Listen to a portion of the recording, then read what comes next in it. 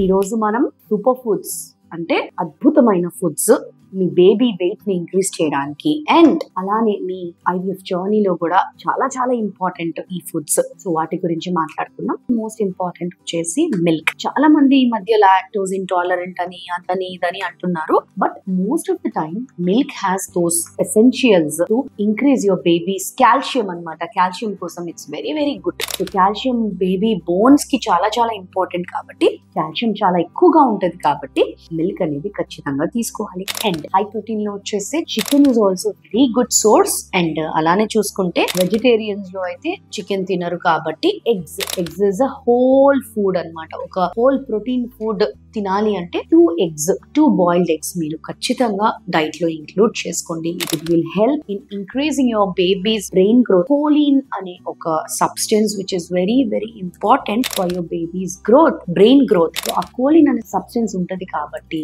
Egg లో అది తీసుకోవడం అనేది very very important. Yes. And అని చూసుకుంటే సీజనల్ ఫ్రూట్స్ ఏవైతే ఉన్నాయో అవన్నీ కూడా తినొచ్చు.